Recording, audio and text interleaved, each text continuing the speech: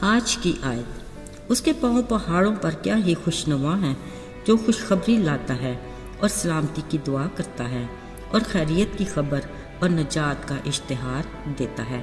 یسایہ 52 باب 7ویں آیت۔ عزیزو، کوئی خبر اچھی ہو یا بری، وہ معلومات ہیں جس سے باخبر رہنا ہر کوئی پسند کرتا ہے۔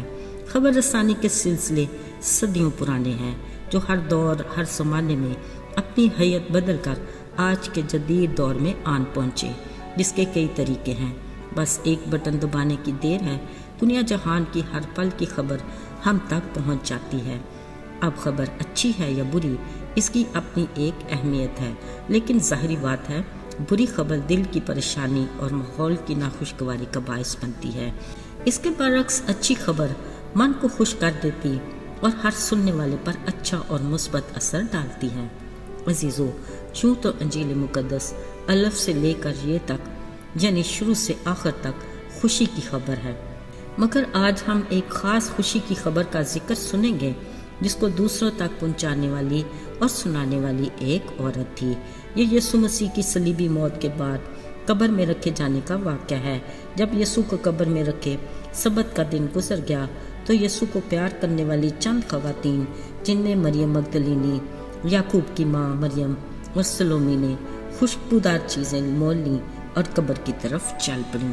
یہ صبح سویرے ہی ابھی سورج نکلا ہی تھا کہ اپنی پوری تیاری سے یسوع کی قبر کی طرف رواں دواں ہوئیں۔ ان کی فکر صرف وہ بڑا پتھر تھا جو قبر کے منہ پر پڑا تھا۔ جب وہ ذرا قریب پہنچی تو ان کی حیرت کی انتہا نہ رہی۔ دیکھا وہ پتھر تو ایک طرف لڑکا پڑا ہے۔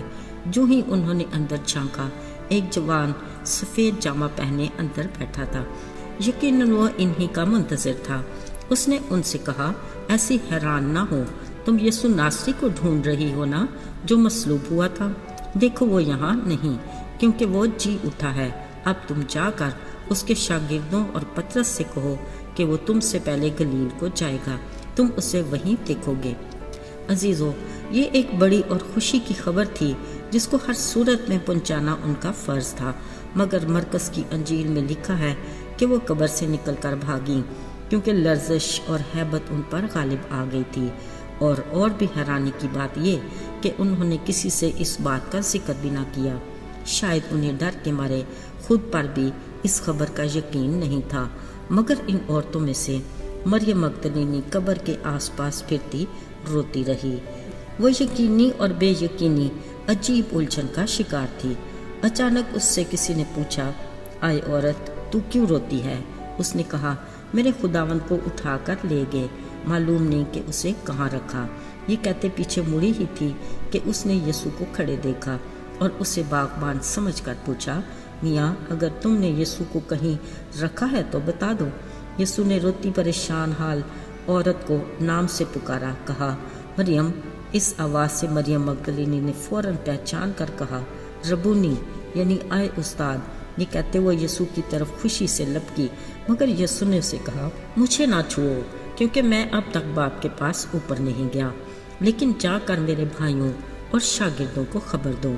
عزیزو، یہ مریم مگدلینی وہ عورت تھی جس سے یسوع نے 7 بدروحوں کو نکالا تھا۔ اس کے بعد سے ہی اس نے یسوع کی پیروی کو اپنی زندگی کا مقصد بنا لیا اور ان عورتوں میں شامل ہو گئی جو یسوع کی زمینی خدمت میں اس کے ساتھ ساتھ رہتی تھیں۔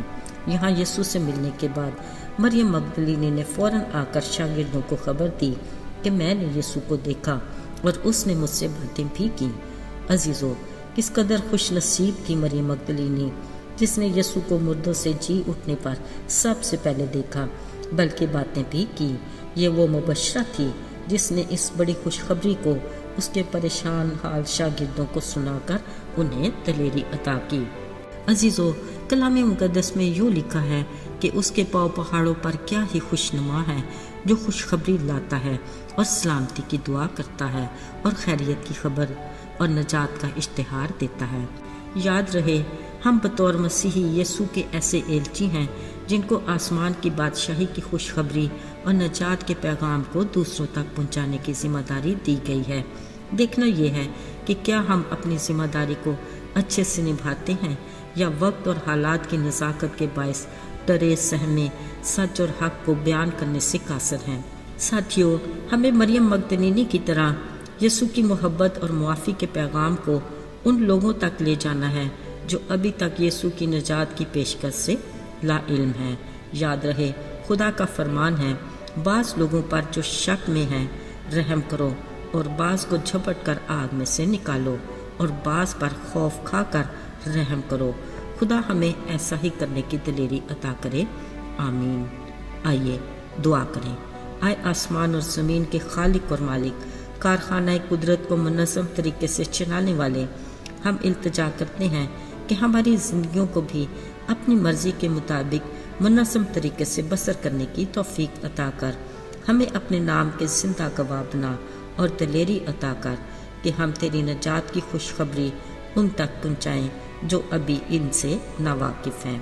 यीशु के फ़तहमंद और मुबारक नाम में मांगते हैं, आमीन।